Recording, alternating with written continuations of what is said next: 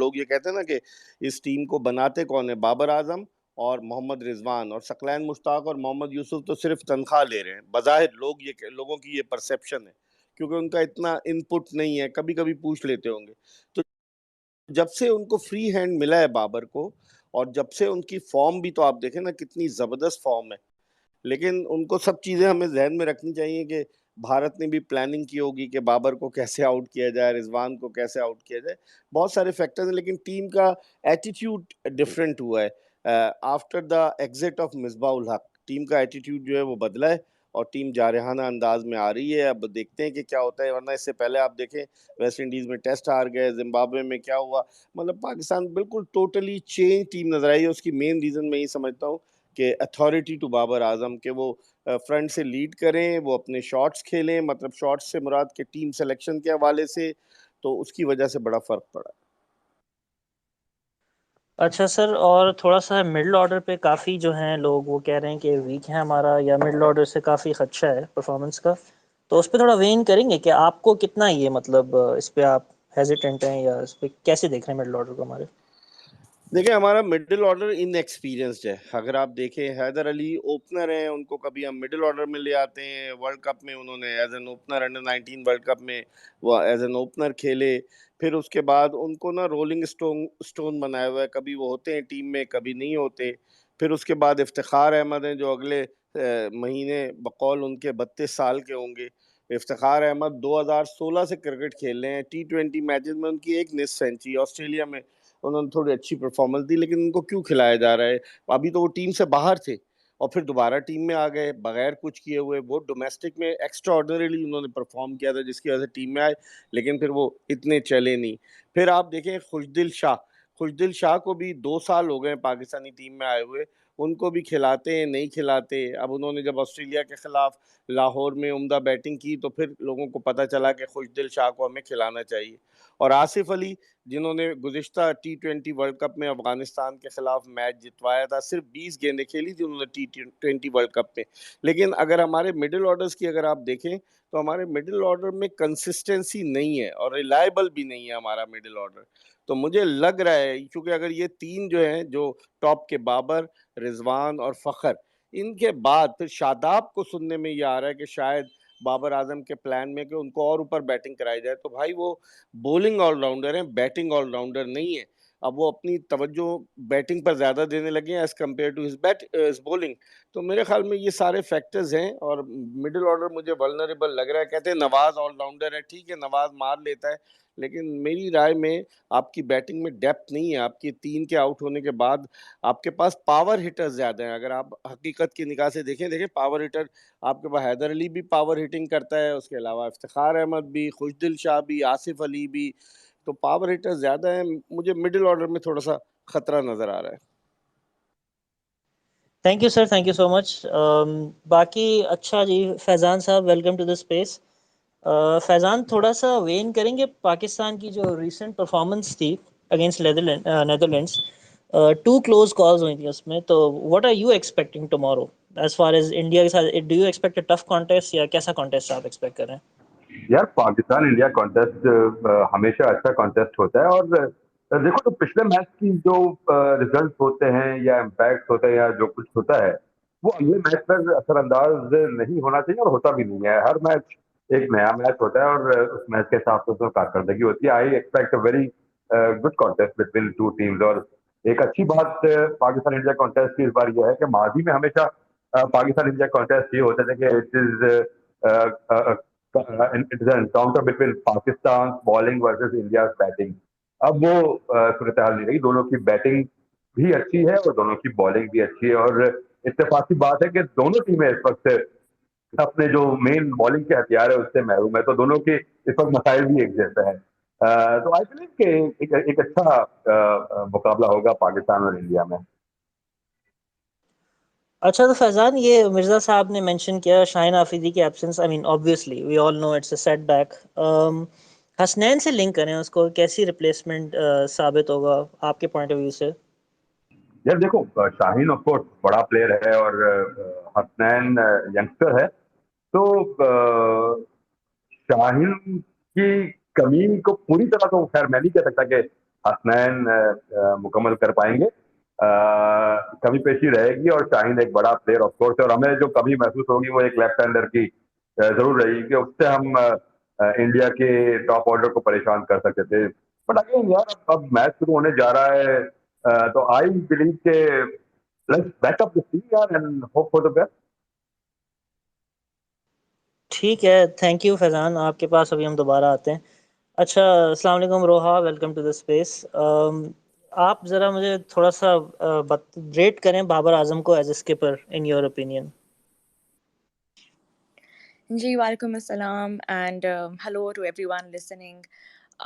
बाबर को एज अ स्किपर इस वक्त मैं यही कहूँगी कि I would agree with what Mirza साहब सेड अ व्हाइल अगो कि जब उनको चार्ज दिया गया था बाबर को, उस टाइम पे थोड़ा डाउट था मेरे माइंड में, थोड़ा डाउट था कि वेदर और not he is ready for this responsibility, क्योंकि ज़ाहिर है वो इतने पीक पे थे अपने एज अ बैटर कि थोड़ा सा डर भी था, डाउट भी था वेदर और not he will be able to take this very massive responsibility. और हमने पास्ट में भी यही देखा है कि अक्सर जो प्लेयर्स हैं वो कप्तान, हर कोई कप्तानी का ये जो रोल है ये उस तरह से अदा नहीं कर पाया है, and it has resulted in some sort of या फिर स्कैंडल या एक प्री मैच्योर डिपार्चर और वट। तो ये एक ज़रूर था मेरे माइंड में, आई एम श्योर काफ़ी लोगों के माइंड में ये डाउट था बाबर आजम की कैप्टनसी को लेके। लेकिन सिंस द लास्ट 2 years, ख़ास तौर पे ये जो world cup, last world cup था, he has completely proven himself as a mature and as a responsible captain. और इसका सबसे बड़ा जो इसका जो मैं क्रेडिट दूंगी वो सिर्फ एक ट्रेड के ऊपर जाती है बात, वो है उनकी अपनी परफॉर्मेंस, उनकी अपनी पर्सनल जो उनका रिकॉर्ड जा रहा है अक्रॉस फॉर्मेट्स। क्योंकि जब एक कप्तान स्कोर कर रहा होता है तब जाके वो when he is leading from the front, तो उसके पास एक उसकी जो अथॉरिटी होती है वो मज़ीद स्ट्रेंथन हो जाती है, और वो इस पोजीशन में आ जाता है कि वो अपनी मनवाए, यानी मैंने ये टीम खिलानी है, मेरी ये स्ट्रैटेजी है। और अक्सर हमें उनकी कुछ सिलेक्शंस पे एतराज़ भी होता है कि आप फॉर एग्जांपल हसन अली का एग्जांपल एक बड़ा कॉमन है कि मतलब लोग अभी भी, मैं देख रही हूँ लोग काफ़ी इसके बारे में मजाक भी चल रहा है, there is a lot going on के बाबर जो है वो हसन अली को बार बार खिलाते हैं, उसको अनड्यू फेवर करते हैं।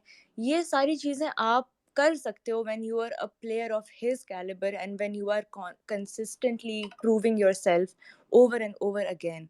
तो अब going into the Asia Cup, I think as a captain Babar Azam जो हैं वो मज़ीद कॉन्फिडेंट होंगे। अभी एक वाइट वॉश के बाद एक अच्छी सीरीज़ उन्होंने ये पूरा साल ही जो है वो तकरीबन अभी टिल दिस पॉइंट उनका पीएसएल का वो पीरियड निकाल के, लेकिन otherwise as captain he is really enjoying himself, and इस वक्त वो कल के मैच के लिए ख़ास तौर पे वो एक बहुत रिलैक्स्ड और एक बहुत पॉजिटिव माइंडसेट के साथ जा रहे होंगे।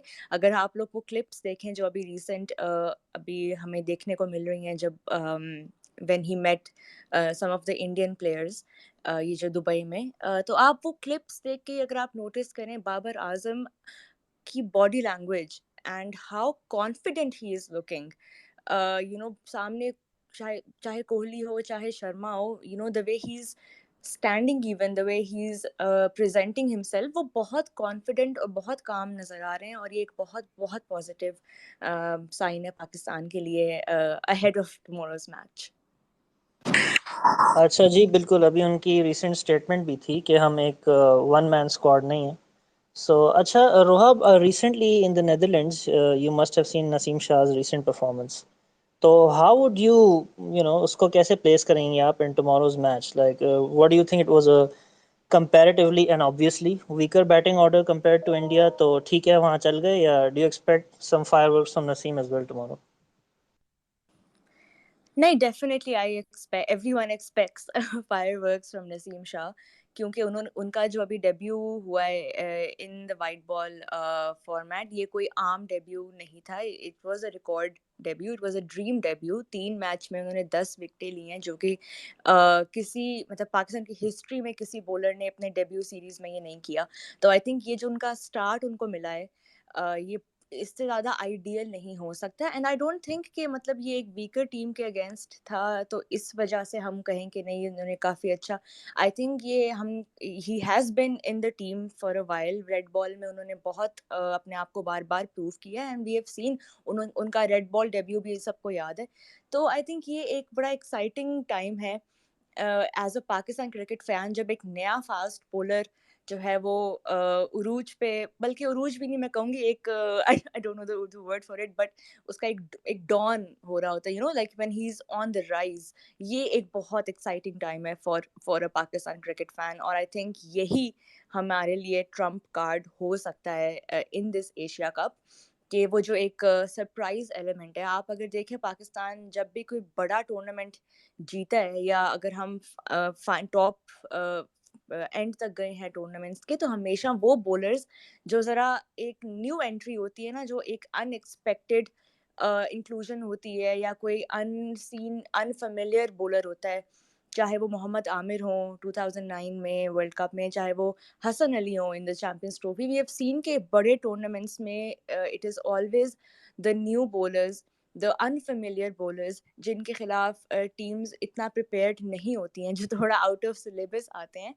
दे always do well, they always take Pakistan. और I think Naseem Shah totally totally एक लंबी रेस के घोड़े हैं, और ये कल भी इंशाल्लाह प्रूव होगा, and yeah big hopes from him. Thank you रोहा।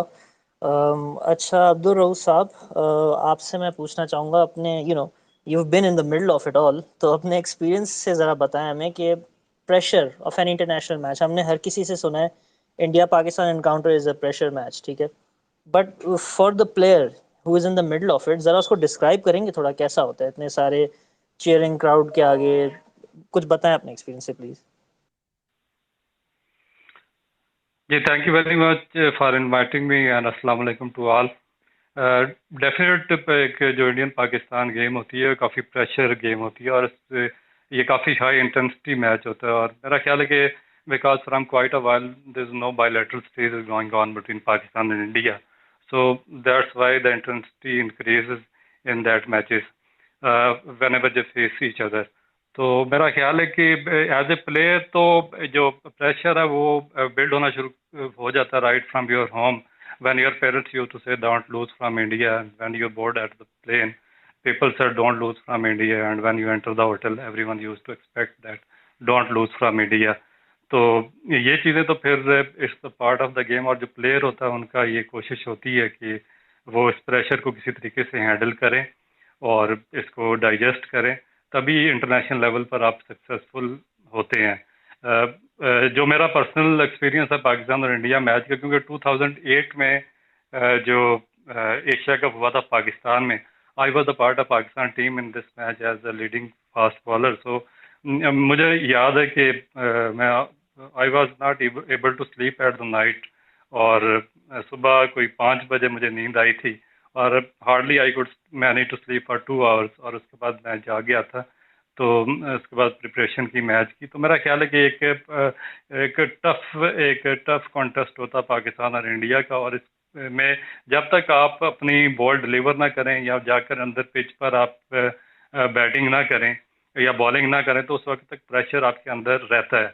मगर उसके बाद जब आप अपना जो शो करना शुरू हो जाते हैं, अगर आप बॉलर हैं बॉलिंग शुरू करते हैं या बैट्समैन हैं, तो आप 5 या 6 बॉलें फेस करते हैं, तो उसके बाद सारा प्रेशर जो है आपसे वो ख़त्म हो जाता है, और उसके बाद आप अपनी नेचुरल उस पर गेम प्लान पे आ जाते हैं।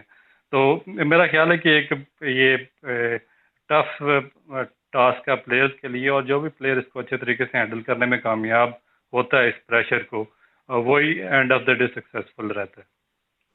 ठीक है, थैंक यू। अच्छा राउत साहब, थोड़ा सा ड्रेसिंग रूम का एनवायरनमेंट बताएं हमें, कैसा होता है before big pressure match? Player so पाते हैं रात में या नहीं, या थोड़ा सा उस साइड पे बताएं हमें। देखें, जो ड्रेसिंग रूम का एटमॉस्फेयर है वो तो मैनेजमेंट है या जो आपके सीनियर प्लेयर्स हैं वो उसको मुमकिन हद तक कंट्रोल करने की कोशिश करते हैं, उसको काम डाउन रखते हैं। जो सीनियर प्लेयर्स रहते हैं वो एडवाइस करते हैं यंगस्टर्स को कि जो अपने इमोशंस हैं उनको कंट्रोल में रखें, और जो प्रेशर है उसको डाइजेस्ट करें। बट जो इंटेंसिटी होती है इस मैच की पाकिस्तान और इंडिया की, जो सीनियर प्लेयर ड्रेसिंग रूम में एडवाइस कर रहे होते हैं, वो खुद वो जो एडवाइस कर रहे होते हैं उसको निगलेक्ट कर देते हैं जब वो ग्राउंड में जाते हैं, क्योंकि जो बहुत ज़्यादा एक्सपेक्टेशन लोगों की होती है और बहुत ज़्यादा जो इमोशंस लोगों के इन्वॉल्व होते हैं उस गेम के साथ, तो उसमें फिर सारा कुछ बंदा भूल जाता है जब ग्राउंड के अंदर जाता है। तो मुश्किल हो जाता है कि जो आपने जो एडवाइजेस ली हैं ड्रेसिंग रूम के अंदर उनको आप कंटिन्यू कर सकें ग्राउंड में। थैंक यू जी। अच्छा Fiza ji, welcome to the space. Fiza, थोड़ा सा इस पे लाइट शेड करेंगी इंडिया के फास्ट बॉलर्स के बारे में? आपको क्या लगता है, how would they fare tomorrow against Pakistan? जी, अस्सलाम वालेकुम, thank you for having me here. India की ऑब्वियसली टीम ओवरऑल तो स्ट्रांग रह चुकी है पहले भी, और they have a very deep batting, but जहाँ फास्ट बॉलिंग की बात है वहाँ पे obviously lack of Bumrah might be a jolt for them. लेकिन वो बड़े कॉन्फिडेंस में लग रहे हैं, जिस तरह भुवनेश कुमार भी हैं, और इनके जो यंग इन्होंने प्लेयर्स भी सिलेक्ट किए हैं, उसमें से काफी उनकी स्पीड भी है, वेरिएशंस भी है, आईपीएल का एक्सपीरियंस भी है, ऊपर से उन्होंने इंग्लैंड में भी उनको चांस दिया, आयरलैंड में भी। तो यंगस्टर्स को उन्होंने काफी कॉन्फिडेंस दिया हुआ है। Other than that I think जो इंडिया का मेन एसेट है ही उनकी बैटिंग। तो आई थिंक वो एक एडवांटेज रहेगा ओवर पाकिस्तान। बाकी fast bowling options of course उनके पास अभी लिमिटेड हैं, बट आई थिंक वो साइकोलॉजिकली एक बेटर टीम है, they are mentally more stronger than Pakistan, that's what I feel. And their body language obviously, because हमने उनको हराया था वर्ल्ड कप में, तो प्रॉबेबली उनके एक्सपेक्टेशंस भी हाई होंगी कि पाकिस्तान को उनका रिकॉर्ड जारी रहे हराने का। और विराट कोहली भी इस पे कम बैक कर रहे हैं, रोहित शर्मा की अगर आप कैप्टन से रिकॉर्ड भी देख लें, तो आई थिंक ओवरऑल वो ज्यादा even they are lacking the options, but I think overall they are a better team on paper and maybe in ground as well. Thank you Fiza. अच्छा मैं मिर्ज़ा साहब आपसे पूछना चाहूँगा कि साइकोलॉजिकल इम्पैक्ट की इन्होंने बात की भी, तो हमने देखा है कि जब पाकिस्तान ने 2017 में इंडिया को चैंपियंस ट्रॉफी में हराया, तो उस वक्त पहला मैच टूर्नामेंट का हम हारे थे इंडिया से, काफ़ी बुरी तरह हारे थे। ये प्लेयर की परफॉर्मेंस पे कितना इम्पैक्ट करता है? टाइम्स हमने देखा है बिल्कुल रिवर्स हो जाता है। जब T20 वर्ल्ड कप था तो भी हम सब एक्सपेक्ट कर रहे थे कि India is the better team, but Pakistan ने ऐसा मारा ऐसे पता नहीं किसी मिनोज के साथ खेल रहा हूँ। तो आप कैसे रेट करते हैं प्लेयर की परफॉर्मेंस पे साइकोलॉजिकल इम्पैक्ट हमारी लास्ट विक्ट्री का? देखिए साइकोलॉजिकल इम्पैक्ट तो होता है, लेकिन फिजा बिल्कुल सही कह रही हैं कि जो है ना, इस वक्त अगर भारतीय टीम को हम पर नफसियाती बरतरी हासिल है। और वो जो रोहा कह रही थी ना, नसीम शाह का के पैकेज हो, ठीक है, उसने 3 वनडेज में 10 विकेटें लिए, 13 टेस्ट मैचेस खेलने के बाद उसने अपना वनडे डेब्यू किया। अभी तक वो कोई T20 इंटरनेशनल मैच नहीं खेला, और उसकी फिटनेस पर भी क्वेश्चन मार्क है। जिन लोगों ने नेदरलैंड के मैचेस देखे हैं उन्होंने देखा होगा कि बाद औकात नसीम शाह जो था वो मैदान से बाहर जाकर कुछ एक्सरसाइज कर रहा था, अपनी पैरों को जो है वो हिला जुला रहा था। तो नसीम शाह का फिट होना भी बड़ा इंपॉर्टेंट है इस टूर्नामेंट में, अगरचे 4 ओवर्स होने हैं सिर्फ। लेकिन आज मैंने अफगानिस्तान को जो मैं देख रहा था कि इब्तिदा में फास्ट बॉलर्स ने बड़ा अच्छा परफॉर्म किया, और फिर उसके बाद जब उनके स्पिनर्स आए अफगानिस्तान के, तो उन्होंने अच्छा परफॉर्म किया। तो अब डिपेंड करता है, देखें साइकोलॉजिकली तो यकीनन इस वक्त एडवांटेज पाकिस्तान को है कि पाकिस्तान ने हराया भारत को। लेकिन पाकिस्तान के जहन में ये भी है कि जब आप हराते हैं भारत को तो लोग आपसे बहुत ज्यादा तवक्कुआत वाबस्ता कर लेते हैं कि यार इस मर्तबा भी मार देंगे, लेकिन ऐसा नहीं है। T20 क्रिकेट एक तरह की फिल्म है, 3.5 घंटे में खत्म हो जाती है, और उसमें कोई भी प्लेयर चल गया तो चल गया, जिस तरह हमारे दोनों ओपनर्स चल गए। तो मैं समझता हूँ psychological advantage will be with India, जो कि बिल्कुल रिलैक्स्ड होकर आ रहे हैं। जो मैंने देखी है बॉडी लैंग्वेज, जो मैंने पहले भी बॉडी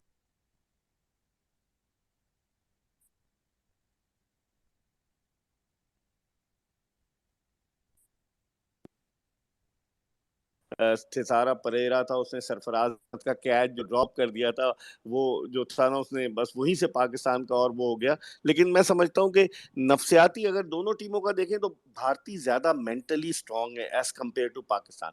उसकी वजह जिस तरह अभी फिजा कह रही थी कि देखे ना, उन्हें कितने ममालिक के खिलाफ, आयरलैंड के खिलाफ खेले, वेस्ट इंडीज के खिलाफ, कहाँ कहाँ जिम्बाब्वे गए, उन्होंने अपनी टीम को प्रिपेयर कराया, और उनमें से उन्होंने 11 बेहतरीन खिलाड़ी जो है वो निकाले। अगर आप हकीकत की निगाह से देखें ना तो, और उनका जो फास्ट बॉलिंग अटैक है बुरा नहीं है। अगर भुवनेश्वर कुमार है तो उसके साथ उनके पास एक लेफ्ट आर्म फास्ट बॉलर है हर्षदीप सिंह, और उसके अलावा अवीश खान, अब देखना ये है कि आया वो अपने 2 फास्ट बॉलर्स खिलाते हैं या 3 फास्ट बॉलर खिलाते हैं। देखना ये है कि रविचंद्रन अश्विन को वो खिलाते हैं या नहीं, क्योंकि जडेजा को बैटिंग का एडवांटेज होगा। और क्या 2 लेग स्पिनर डालेंगे चहल और रवि बिश्नोई, या 1 लेग स्पिनर डालेंगे। बॉलिंग भी उनकी जो है वो इतनी बुरी नहीं है, बैटिंग भी जो है वो, तो जिस तरह सब लोग कह रहे हैं कि बैटिंग में बहुत डेप्थ है, कि अगर दीपक हुडा खेला वो भी रन्स करता है, फिर हार्दिक पांड्या जिस अंदाज से बैटिंग करता है, फिर ऋषभ पंत है, और फिर ऊपर के जो टॉप के प्लेयर्स हैं, तो मैं समझता हूँ psychological advantage will be with India. लेकिन पाकिस्तान का मैंने शुरू में भी कहा, हमारी टीम ऐसी टीम है कि कभी तो बहुत ही खुशियां देती है और कभी बहुत गम देती है, कभी खुशी कभी गम। इंडियन फिल्म की तरह हमारी टीम भी है, अनएक्सपेक्टेड तरीके से परफॉर्म करती है, मतलब आप अनप्रिडिक्टेबल जिसे कहते हैं ना, वो टीम है। तो मैं समझता हूँ कुछ पता नहीं है, एक जोश जज्बा आ जाता है भारत के खिलाफ जब हम खेलते हैं ना, तो अंदर से खिलाड़ियों के एक होता है कि यार पूरी दुनिया, पूरा पाकिस्तान देख रहा है हमें और हमें अच्छा परफॉर्म करना है। तो मैं समझता हूँ थोड़ा सा psychological advantage will be with India. तो मिर्ज़ा साहब, साइकोलॉजिकल एडवांटेज हाँ डेफिनेटली इंडिया के पास होगा। तो आप कोहली की मेंटल स्टेट ऑफ माइंड को इस वक्त कैसे रेट करते हैं? हेलो, जी इस्लाम मिर्ज़ा साहब। कैन यू जी हियर जी मी? जी जी आई कैन। आपको आवाज़ आ रही है मेरी? Hello hello. अच्छा चलें, अच्छा आपके पास दोबारा आते हैं। आई थिंक फैज़ान, आपको मेरी आवाज़ आ रही है? जी हेलो, जी जी जी। जी जी। अच्छा जी आवाज आ रही है फैज़ान। मेरी आपको? जी जी जी क्योंकि जी मुझे मिर्ज़ा आप साहब, लोगों की आवाज नहीं आ रही। अब आ रही है आपको मेरी आवाज़? हेलो। अच्छा Faizan, can you hear me? जी जी। अच्छा मिर्ज़ा साहब, आपके पास हम थोड़ी देर बाद आते हैं। आई थिंक वो साउंड का थोड़ा सा इशू हो रहा है। अच्छा फैज़ान, मुझे ज़रा बताएंगे कोहली के स्टेट ऑफ माइंड के बारे में। इन्होंने बात की कि इंडिया के पास डेफिनेटली साइकोलॉजिकल एडवांटेज तो होगा। तो आप कैसे रेट करते हैं कि Kohli, how will Kohli walk into this match tomorrow? ठीक है, और उसकी परफॉर्मेंस पे आप क्या प्रेडिक्ट करना चाहेंगे? Yeah, Kohli, I mean, he still is one of the best batters around the world. और देखो किस स्टेट ऑफ माइंड में है वो तो कोहली से ज्यादा बेहतर कुछ नहीं बता सकता है, या वो कोहली खुद बताएगा या उसका बैट कल बताएगा। बट आप रूल आउट नहीं कर सकते कोहली को, ना ही उसको अंडरमाइन कर सकते। बड़ा बैटर है, उससे बड़ी परफॉर्मेंस की उम्मीद रखी जा सकती है, और हम कॉम्प्लेसेंट नहीं हो सकते कि यार वो अगर आउट ऑफ फॉर्म रहा है तो। और रिसेंटली आई मीन उसके जो प्रैक्टिस सेशंस की जो वीडियोस आ रही है जो हमने देखी है, या जो वहां पे लोग मौजूद है उनसे हम बात कर रहे हैं, तो कॉन्फिडेंट तो लग रहे हैं वो नेट के दौरान कॉन्फिडेंट लग रहे हैं। और जिस तरह उनके कुछ इंटरव्यूज की रिसेंट वीडियोस आई है उसमें भी वो काफी कॉन्फिडेंट साउंड कर रहे हैं। तो प्रॉब्ली जो रिसेंट ब्रेक था तो वो उनको बड़ा मदद दे गया। और आई थिंक कोहली जी सॉरी विल जी बी मिर्ज़ा इफेक्टिव। साहब, आपके पास 2 मिनट बस आते हैं। जी जी। नहीं तो मैं वही कह रहा हूँ, कोहली इफेक्टिव होगा और उसका रोल आप इंडियन बैटिंग में आप बिल्कुल उसको अंडरमाइन नहीं कर सकते। ठीक है जी, थैंक यू जी मिर्ज़ा साहब। मैं ये कह रहा था, आ रही है मेरी आपको आवाज? जी सर, अब आ रही। जी जी। देखें, एक्सक्यूज मी, देखें विराट कोहली ड्रॉप हुआ, आराम करके वापस आया है। और अगर आप देखें विराट कोहली की परफॉर्मेंस गुज़िश्ता 9 मैचेस में, चाहे जिसमें एशिया कप का मैच हो, जिसमें वर्ल्ड कप का मैच हो, जिसमें चैंपियंस ट्रॉफी का मैच हो, अगेंस्ट पाकिस्तान में बात कर रहा हूँ, 9 मैचेस में से 2 मैचों में उसने सेंचुरियां बनाई, 5 मैचों में उसने निस सेंचुरियां बनाई है, 1 मैच में उसने 49 किए, 1 मैच में 37 किए। तो जब भी पाकिस्तान के खिलाफ आईसीसी के किसी इवेंट में मुकाबला होता है भारत का, तो विराट कोहली, क्योंकि 2008 में आया जब अंडर 19 वर्ल्ड कप जीती उसकी कप्तानी में भारतीय टीम कुआलालंपुर में, तो बड़ा प्लेयर जो होता है वो बड़े मौके का होता है। लोग जो ये पिछले मैच में भी आपको याद होगा T20 का जो वर्ल्ड कप था, 57 रन किए थे कोहली ने। तो कोहली को हम रूल आउट नहीं कर सकते। बाद लोग कह रहे हैं ना कि वो आउट ऑफ फॉर्म है, वो बड़ा प्लेयर हमेशा बड़े मैच में इन फॉर्म आता है। और बड़े प्लेयर की अगर फॉर्म खराब हो जाए, खुदा ना करे, बाबर आजम बीइंग अ पाकिस्तानी, मैं तो चाहूंगा कि बाबर रन्स के अंबार पहाड़ लगा दे, लेकिन खुदा ना खास्ता अगर किसी मैच में बड़ा प्लेयर फेल होता है तो फिर वो फियर ऑफ फेलियर उसके जहन में चला जाता है और फिर उसकी फॉर्म जो है वो चली जाती है। तो मेरे ख्याल में कोहली का फैक्टर इंपॉर्टेंट होगा, तजुर्बा है कोहली का। और ये मैच जो खेलेंगे कल, वो 100वां T20 इंटरनेशनल मैच होगा। एक आदमी, इतना एक्सपीरियंस्ड आदमी जो है वो पाकिस्तान के लिए खतरा बन सकता है। Thank you Mirza Sahab. अच्छा Roha, I think last T20 world cup में मैंने तो एटलीस्ट एक्सपेक्ट नहीं किया था आसिफ अली से वो परफॉर्मेंस, तो आप कैसे रेट करेंगी the Asif Ali factor tomorrow, keeping in mind he is been a bit inconsistent over the years but still? बिल्कुल आसिफ अली जो है वो जब से टीम का हिस्सा बने हैं उनके साथ भी एक यही प्रॉब्लम है कि he is not been consistent. और ख़ास तौर पे अब लास्ट वर्ल्ड कप की अगर आप बात करें, it was very very lucky for us for him कि उनकी एक फॉर्म, उनका एक जो इम्पैक्ट बैटिंग उनकी है, जो कि एक मिडिल ऑर्डर में कब से हमें एक वो हिटर चाहिए था जो उनके सूरत में हमें मिला। तो लेकिन यही बस इशू है आसिफ अली का कि it is always a gamble with him. And when you are facing India, when you are facing a big team and a big challenge, उसमें फिर ये गैम्बल जो है ना ये मल्टीप्लाई हो जाता है, ये एक बहुत बड़ा रिस्क होता है। बिकॉज हम ऑलरेडी उस स्लॉट के अंदर बहुत स्ट्रगल कर रहे हैं, हम लोगों ने ऑलरेडी मिडिल ऑर्डर की जैसे अभी मिर्ज़ा साहब ने भी कहा था कि हमारा वो इनएक्सपीरियंस्ड एरिया है बहुत।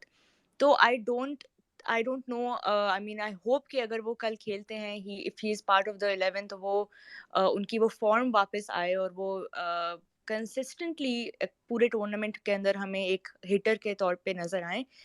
बट ये है कि we have some options for that slot. अब हैदर अली भी हैं, इफ्तिखार भी हैं, खुशदिल शाह भी हैं। तो आई थिंक कि this will be a very difficult, this will be a very mighty gamble again, and I really hope कि आसिफ अली कल के मैच में ही वो साबित करें कि वो इस स्लॉट के लिए जो है वो एक सेफ ऑप्शन है। और ये भी बहुत ज़रूरी है याद रखना कि अगर हम चेस कर रहे हैं, उस सूरत में आपकी जो वो आपका नंबर 5 नंबर 6 जो है वो एक बहुत फ्रैजाइल पोजीशन होती है, बिकॉज उसमें आपके पास ज़ाहिर है हाई प्रेशर होता है। और अगर आपके टॉप 3 जो हैं, टॉप 4, बल्कि टॉप 3 पाकिस्तान के अगर आप देखें तो कंसिस्टेंटली यही एक एक पैटर्न इमर्ज हो रहा है कि they take up a lot of deliveries पूरे 20 ओवर्स में। जब मेजॉरिटी ऑफ डिलीवरीज आपके टॉप 3 खेल रहे हैं, तो नीचे फिर आपके जो मिडिल ऑर्डर की ये प्रॉब्लम इसीलिए अराइज हुआ है बिकॉज उनके पास वो जब आते हैं बैटिंग करने तो ऑलरेडी एक सिचुएशन बहुत हाई प्रेशर बन चुकी होती है। तो उस सूरत में आई थिंक ये बाबर को और रिजवान को और फ़खर को अपनी इनिंग्स को पेस ऐसे करना होगा कि जो नीचे आने वाले बैट्समैन हैं वो ज़रा अपनी नेचुरल गेम खेल सकें। ये ना हो कि वो इतने प्रेशर में आएँ और वो फिर और इसी वजह से आई थिंक हैदर अली जैसा प्लेयर भी हमारे से अभी तक उसका रोल आइडेंटिफाई नहीं हो रहा। तो I really hope, Asif Ali की आपने बात की, आई रियली होप कि वो कंसिस्टेंट रहें। और ज़ाहिर है कल का match it's a big Gamble again, but high hopes from him of course.